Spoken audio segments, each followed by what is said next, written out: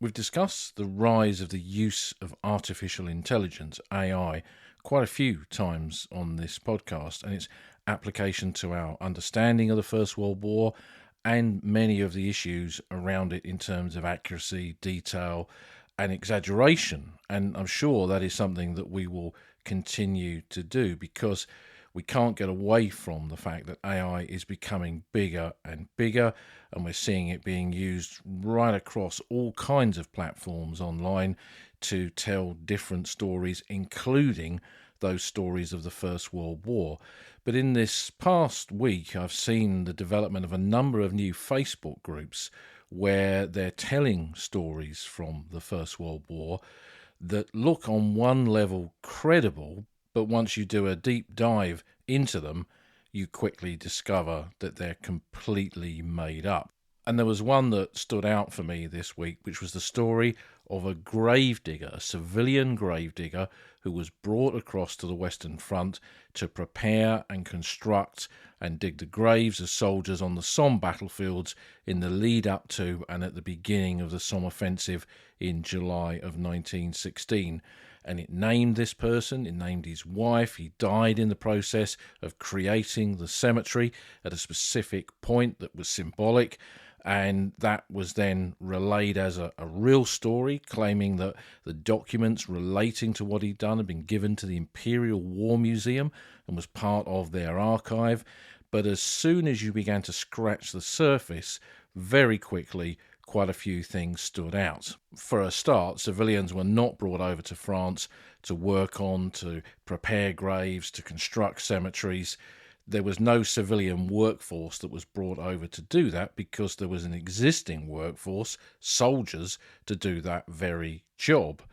And even if he had, and some civilians were brought to base areas like Rouen or Etaples, and they died there. So if this chap had actually died, then he would have war graves commemoration and he would have a grave. Now, considering that I've been travelling to the Somme battlefields for over 4 decades, and I lived there for a big chunk of that time too, and before me was Martin Middlebrook and Rose Coombs and Lynn MacDonald, how come they have never unearthed this story before?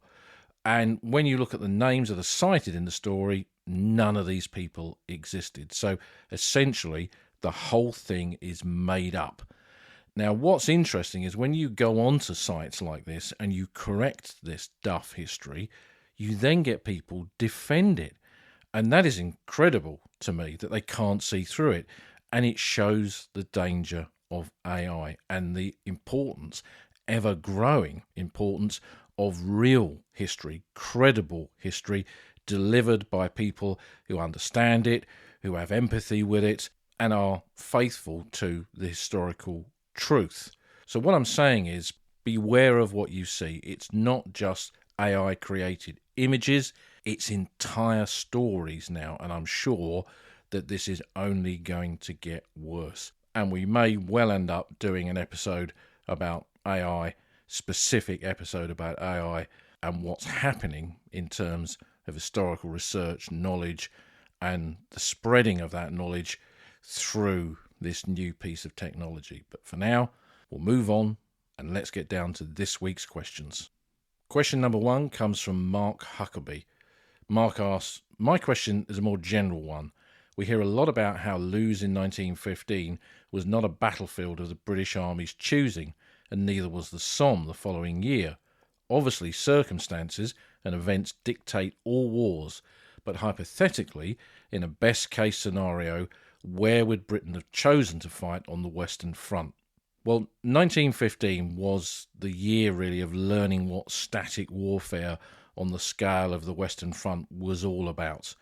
And Britain, for a big chunk of that year, was the junior partner on the Western Front. The bulk of those 450 miles were held by French units. The size of the French army was much bigger than the British army at the beginning, so it was logical that that was the case.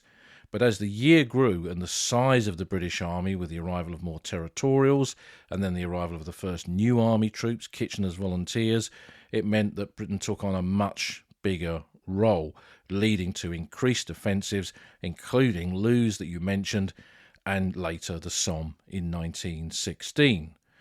And these were joint offensives with the French, because the French, being the senior partner, put Britain under pressure to fight these joint offensives. The British were not averse to them. There was logic in them. If the British attack at Loos and the French simultaneously attack near Arras, at Notre Dame de Lorette, Souchez, Hill 145, and also in the Champagne, then you've got a three-pronged attack on key points in the German defences, and perhaps it will rupture the German line and bring the war to an end. But it was never going to be as simple as that.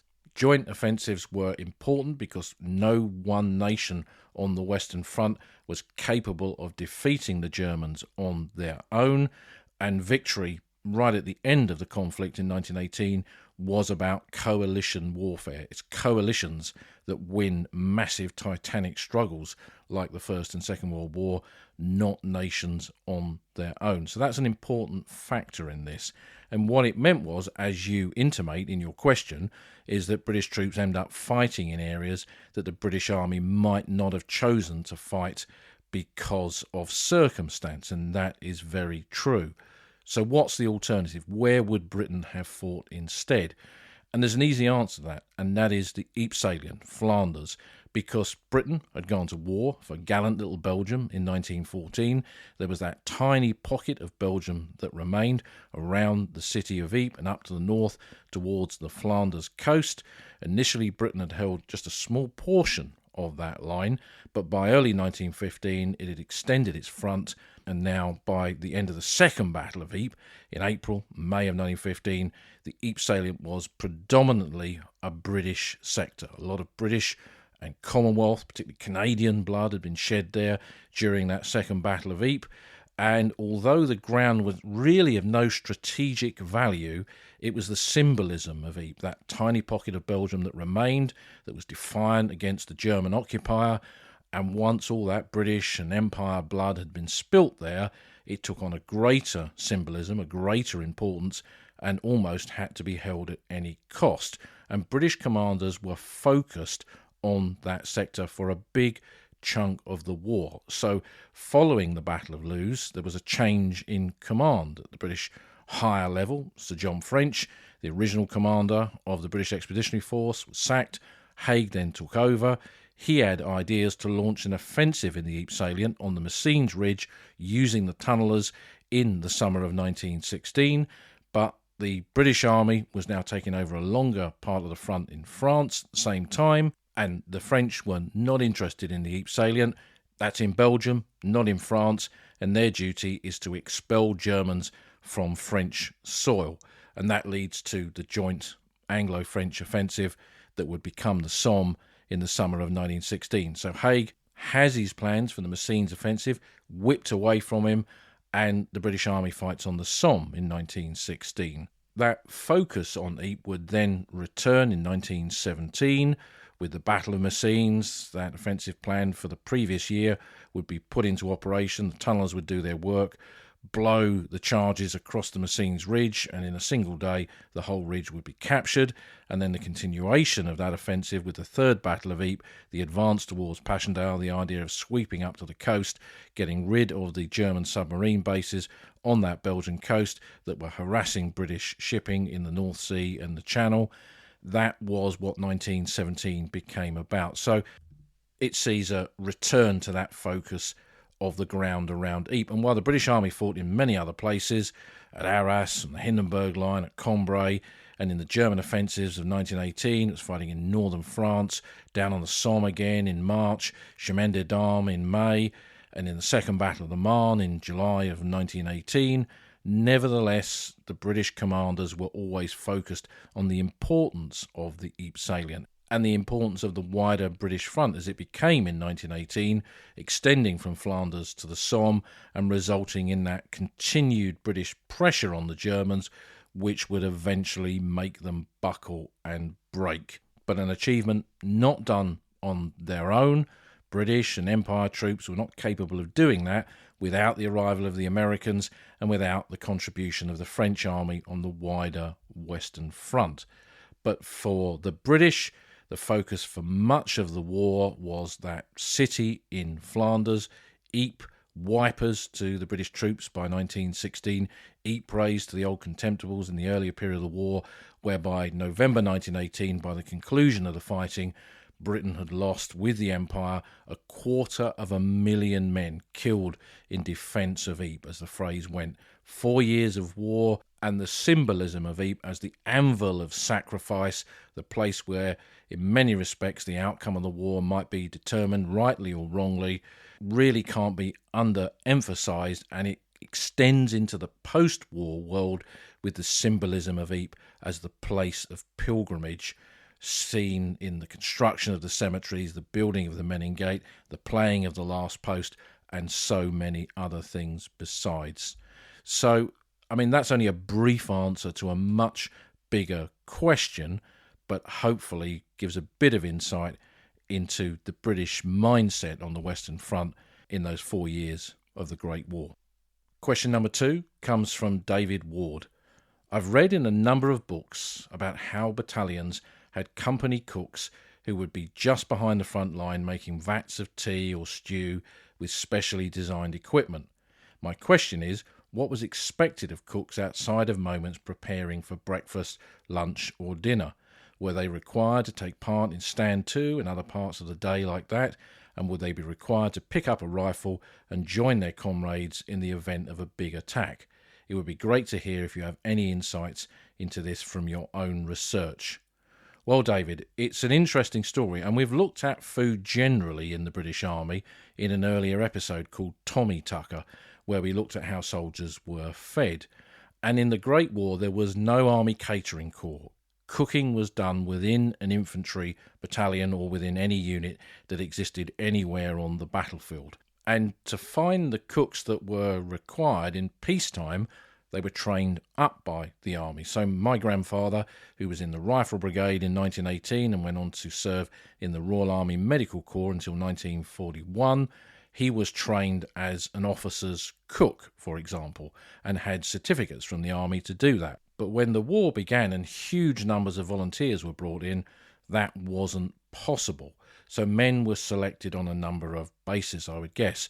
You would have thought the ability to cook would be one of them, and men who had come from backgrounds where cooking was a part of their trade, so perhaps they'd worked as cooks in country houses or on estates or for big companies, factories, mines, all kinds of things, had canteens where men were responsible for creating huge volumes of food for a lot of people. And obviously, from a military application on a battlefield, those kind of skills would be useful when it came to the cooks. And generally, yes, there were cooks that were available for the battalion.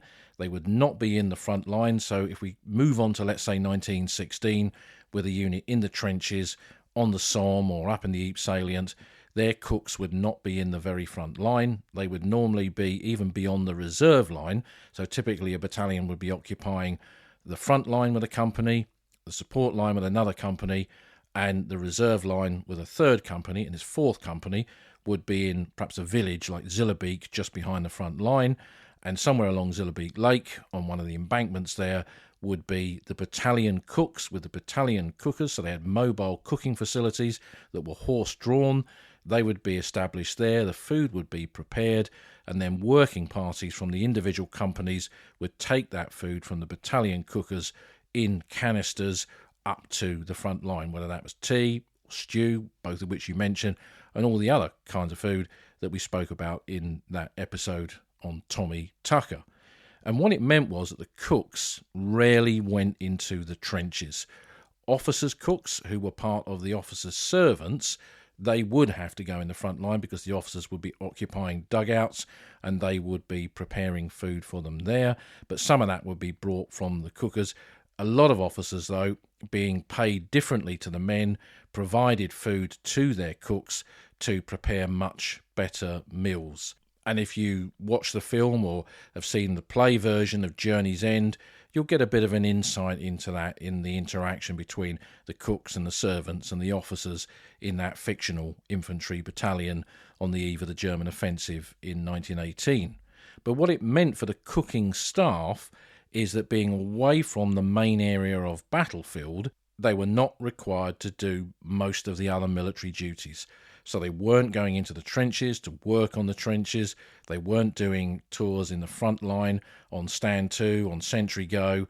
They weren't doing wiring parties in no man's land or patrolling or trench raiding or anything like that. Their role was to feed the men within that unit, and they needed to be slightly away from the battle area to be able to do that. So you could argue that it was a bit of a cushy, to use a contemporary term, it was a bit of a cushy number that they could get away from doing all those things that ordinary PBI, poor bloody infantry soldiers, had to do. But that didn't mean that they were out of danger. There were periods in the war in which the war suddenly went mobile. So the static nature of trench warfare, where men would be in a forward area of battlefield and the cooks would be in a reserve area, could quickly change when, for example, the Germans broke through in the spring of 1918.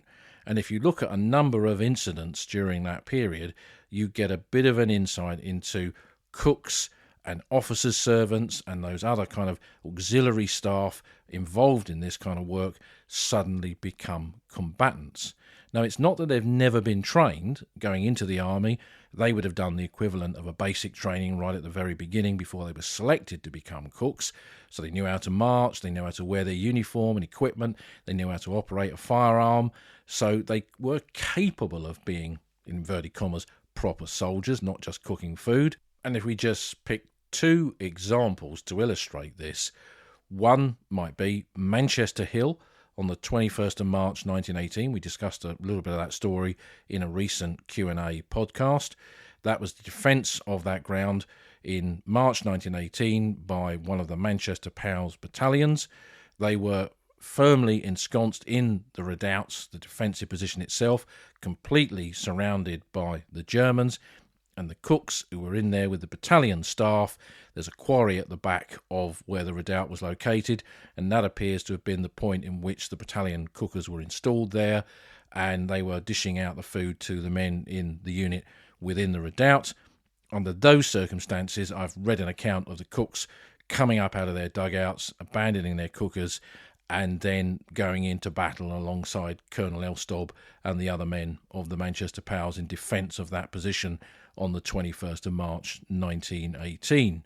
And another example that I know of is one of my favourite units, or part of one of my favourite units, the South Downs Battalions, the 13th Royal Sussex Regiment, who in April 1918 were defending the Bluff against the German offensive there in what became known as the Battle of the Loos. They were defending the position right on top of that bluff alongside the Ypres Commune Canal, where the battalion command post was located, where Lieutenant Colonel H.T.K. Robinson, who had recommended Nelson Victor Carter for the VC at Richbourg in 1916 and was now commanding the battalion, he had his command post there. That was overrun, and in a couple of the accounts that I've read of that, again, the battalion cooks came up out of their positions there, and they were fighting alongside the colonel as the position was overrun, and almost all of them were killed or taken prisoner. Robinson himself was killed. His name is on the Tyncott Memorial. But as there is no rank of cook in the British Army during the First World War, when I look at the casualty list for that action, there's no way of telling which of those men were part of the establishment of cooks that were part of that headquarters at the Bluff in April 1918. So what it meant was that if you ended up with the cooks of an infantry or artillery or engineer unit, then your chances of being killed on the battlefield were obviously a lot less than the men in the front line. And I'm sure some soldiers resented that. But food was essential. Somebody had to cook it. And the cooks were a really important linchpin in a unit like that for ensuring that morale remained high, and the provision of food sits hand in hand with the morale of a unit. And when you read reports of officers who reflect on this, they often see battle performance, soldiers going into action and performing well, is linked to the provision of hot, decent food on the eve of the assault, and a reward with another meal once that fighting is over. So the role of cooks is really, really important, and not to be sniggered at, not to be laughed at, and not to be underestimated as well. They were as much a part of the route to victory as anybody else, because an army, as we know from Napoleon, marches on its stomach. Question number 3 is a really interesting one from Guy and Wendy Hovey. After working for many years supporting displaced people and refugees to return to their war-damaged and destroyed homes, I was wondering how people returned to their homes in France and Flanders after the Great War. These days we demine and defuse unexploded ordnance before anyone comes back, select those we can help, check cadastral records, supply building materials and technical know-how to families who can then rebuild their own homes, help people to restart their pre-war businesses and rebuild schools, clinics. All of this is done in coordination with local and regional authorities, whether recognised or de facto. It's a lot more complicated and convoluted than that, but you get the idea. So when people returned to their villages after the Great War, did the government help them? Were they helped by charities? I've heard they lived in temporary housing. How did they rebuild their homes, livelihoods and lives? And what was done with the unexploded ordnance and the detritus of war? And who paid for it all? German reparations? Well, I mean, this is part of that aftermath story of the First World War, something that's interested me for a very long time, something we've spoken about frequently on the podcast, and again, will continue to do so. So when the Great War came to an end, during the conflict itself, civilians could not be kept in the battle area. It wasn't safe for them. The British were often shy about moving civilians out, but with the arrival of gas and all kinds of other weapons, that gave them an excuse to move civilians as far back as possible from the battle area. The Germans did the same on the other side of no man's land because they didn't want civilians in an area where there was German military activity taking place, because they could pass on information to intelligence officers, for example, who might be working in those areas, and also they couldn't guarantee their safety either. So during the war, civilians were kept away. That didn't mean civilians didn't get killed, they did, but what was the wider issue that you hint at there, Guy and Wendy, was the destruction of their communities. So how did people come back? When did they come back initially? Well, populations of places like northern France, eastern France, Flanders were scattered all over the place, just in Belgium. Some went across the border into the Netherlands. There was a refugee camp just west of Arnhem at what became one of the drop zones in the Second World War. There's a little plaque to it there, wooden huts constructed for people from Flanders who fled into that part of the Netherlands. Some were sent as refugees to Britain. There were big Belgian communities in places like Birmingham and Manchester, for example, and then others fled into northern France as well. And when the war came to an end and it was clear that the Armistice was going to remain effective, civilians began to creep back to those areas that had seen the fighting to discover that their communities had not just been destroyed, but in many cases completely erased from the map. Now, when we bought our house at Courcelette, and I think I've told this story on the podcast before, but when we bought our house, the owner of the house in Courcelette, there was a document that came with it saying that he'd been born on a farm in the fields near Grandcourt. So when I met him, I said, which farm was it? He said, oh, you've probably never heard of it. It was Ferme de Mouquet. And that, of course, is Mouquet Farm, Mucky Farm, Moukout Farm. And so I asked him, when were you born there? He said 1913. He said, I have no memory of the pre-war farm, but when we came back in 1919, when I was 6, I remember returning to this wilderness. My father spent the first few weeks that we were there trying to figure out where the farm had been and then gradually decide on how we would rebuild it. And they'd lived in old British Army Nissen huts with a big pot boiler stove where they burnt scrap wood that they could get their hands on, bits of duckboard, trench signs, I mean, who knows what else. And that's how they lived. And that is not untypical. If we look at the wider battlefields, initially not a lot of facilities were put in place for these returning civilians. So just as you describe in your question, a number of things happened. Charities got involved. Places in Britain, for example, twinned with locations on the battlefield to help them rebuild. The town of Maidstone in Kent, it's not far from where I'm recording this, They had lost a lot of men from the Royal West Kent Regiment in the fighting around Montauban, so they stepped in and they provided money for the establishment of the first water tower, Chateau d'Eau, in the village to pump water up from a deep fissure that was not polluted by war material, so that the people of Montauban, as they gradually rebuilt, had fresh water. And there was quite a lot of that kind of thing that went on. There was a Canadian charity that supplied concrete prefab homes that were sent to, for example, Flanders. One of those, possibly the last one that exists, is just up from the Hoog Crater Museum. You can actually rent it out now as a 1920s or kind of Edwardian period house. But when Nick, who owns the museum there, first bought it, it was just a shell of a building.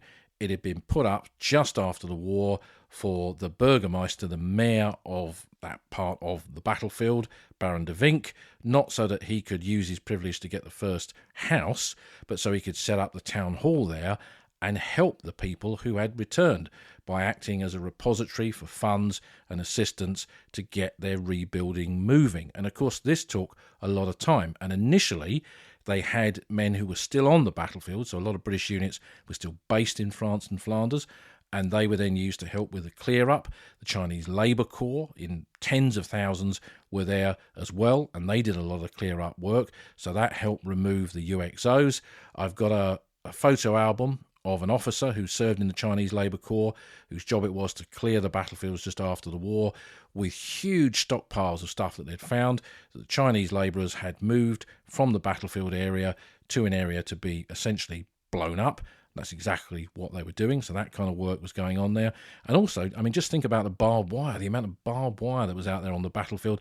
That had to be dragged into shell holes or old trenches and covered over to get rid of it, because you couldn't just blow that to pieces. You had to dispose of it by burying it. So all those kind of things were going on. And then the governments of Belgium and France reacted by providing additional provisional housing. So in Ypres, no one could live in the villages because they were so badly damaged, and a kind of shanty town was built in Ypres itself, wooden huts that people could live in, often multiple families in one hut, and then provisional houses that could be built in the villages to provide some initial shelter until the main houses were properly rebuilt. And those wooden buildings that stretched right across Flanders, right across northern and eastern France, there are examples of them still out there. You'll find one on the battlefields at Ypres, just down from White House Cemetery at St. Jan. There's a couple in Guillemont village on the Somme, and that'll give you a bit of an insight into the kind of structures that were placed in these villages and locations after the war. At the same time, the battlefields were classified with a colour coding system to determine how badly damaged they were, the most famous of which was the Zone Rouge, the red zone, the area of almost total destruction. And this enabled governments to provide money into the areas that needed it most. And once war reparations began, Germany, under the Treaty of Versailles, was forced to pay these war reparations. They began in 1921. There was an economic collapse not long afterwards. The state of Europe was atrocious economically in the 1920s. But incredibly, German reparations continue until they were finally paid off in 2010. The BBC then reported that the Germans had made a final payment of 70 million euros, and that was their final settlement for the war reparations of the Great War. But going back to that period of the 1920s, then yes, some of these war reparations were used to help rebuild these locations. And in terms of the kind of main towns and villages, certainly in France, the bulk of this was done in 1922, 23, 24. The house that I lived in Courcelette, it had joists with the delivery date still on them, and that was June of 1923. So that gives us a kind of bit of a yardstick as to when buildings like that were finally put back up. And knowing that the house there was partially rebuilt using German war reparations, most of it came from the French government, but partially, nevertheless, those war reparations contributed to the collapse of the German economy in that democratically elected Weimar Republic period after the First World War. It led to a period of utter disaster and catastrophe for Germany, and then the rise of extreme right and extreme left and that polarization of politics and everything else that followed, eventually leading to another world war. So I often mused on looking at the house there, thinking, was this a contributing factor, even if it was a small one, towards what happened in the years that follow?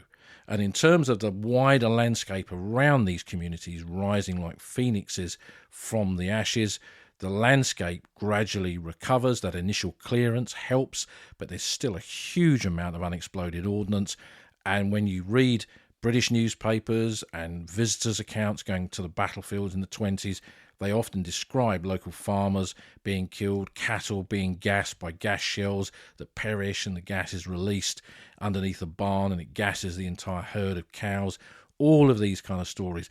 And then the landscape itself, while remaining full of toxins and full of all the other problems and the legacy of the First World War, nevertheless, nature reclaims it gradually.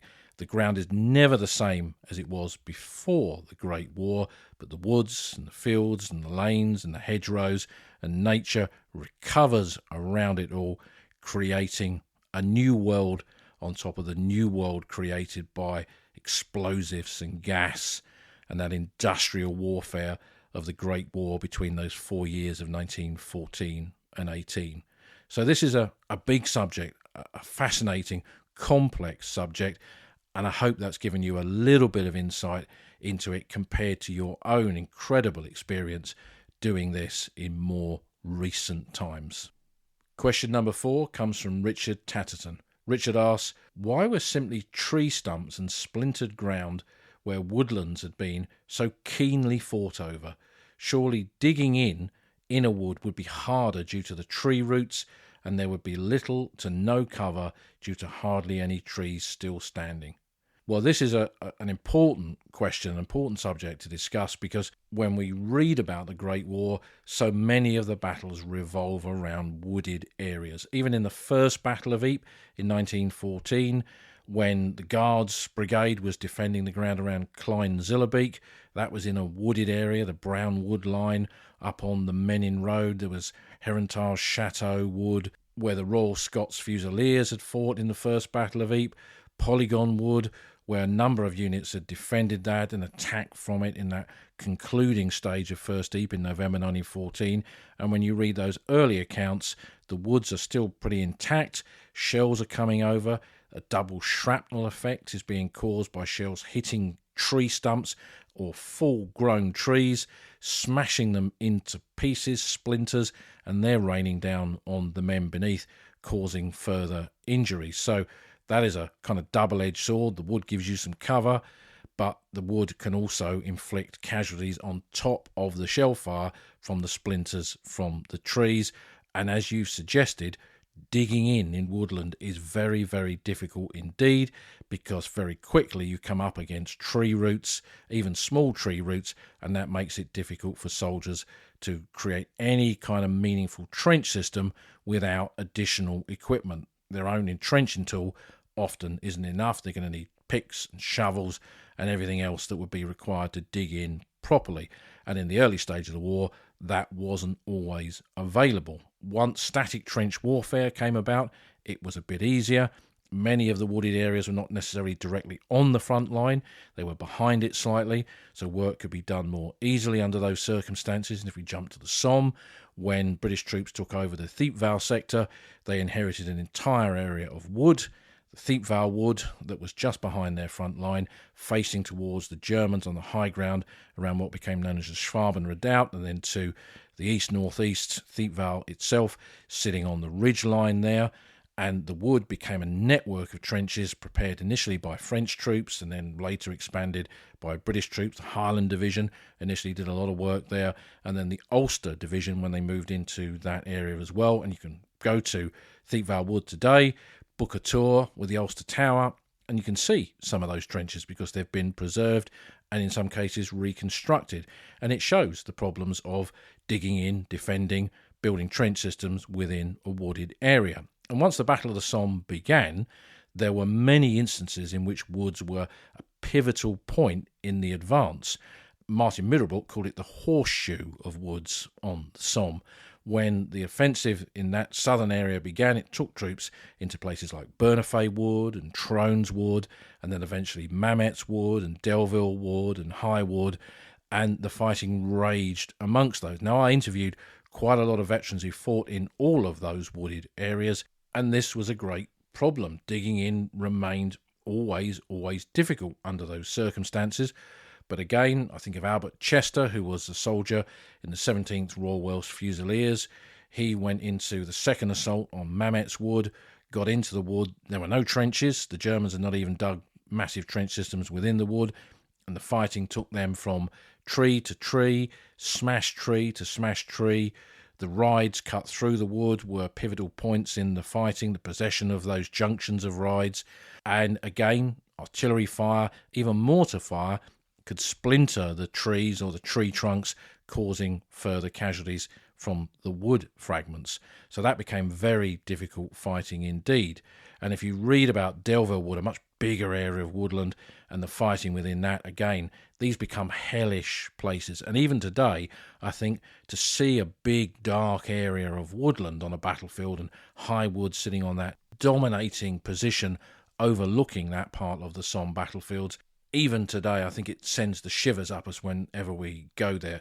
It's probably a fear imagined, but nevertheless, I think woodland had its own fear, had its own problems, it had its own culture, really, in the kind of fighting that took place in those wooded areas, not just in the Somme. If we jump to the Third Battle of Ypres in 1917, and we look at what bombardments, mass bombardments, millions of shells would do to landscapes, and destroy woods and turn them into just stumps, matchstick woods, which has been depicted in artwork, the Nash paintings of the Men in Road showing these smashed woodlands. There's incredible photography from that period where we look at those really powerful black and white images and see what modern warfare did to woodland on a battlefield like that.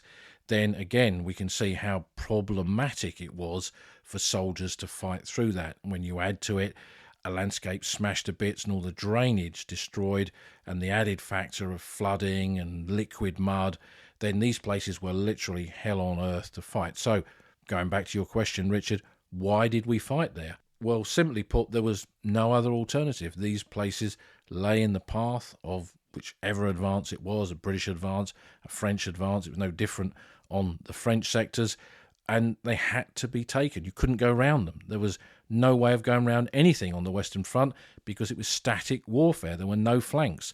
The only flanks was the North Sea and the Channel Coast at one end, and the border with Switzerland and the mountains, etc., on the other end. So there was no way of going round. You had to fight for these wooded areas, and often you fought over them again and again. And we mentioned in a previous question in this episode about the Royal West Kents at Montauban.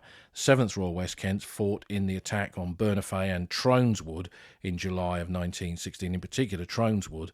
And then 2 years later, they found themselves back in the same place in August of 1918. And if you go to Bernafay Wood Military Cemetery, just down the road, you will find 2 plots of 7th Royal West Kent men in there, one from the July 1916 battle and one from the August 1918 battle, where those units, perhaps some of the same men who'd been there in 1916, are fighting to retake a bit of strangled, smashed woodland that they'd fought over and taken 2 years before. So the woods became pivotal points, important locations on that landscape of the Great War, and they remain part, in my mind, part of the power of that landscape today. So thanks for that question. Thanks for all of the questions this week. Keep them coming in. You can send them in via the usual methods of email, or via the Discord server, and a few others besides. Details of the first 2 are in the show notes for this episode, and I'll see you again soon for some more questions and answers on the Old Front Line.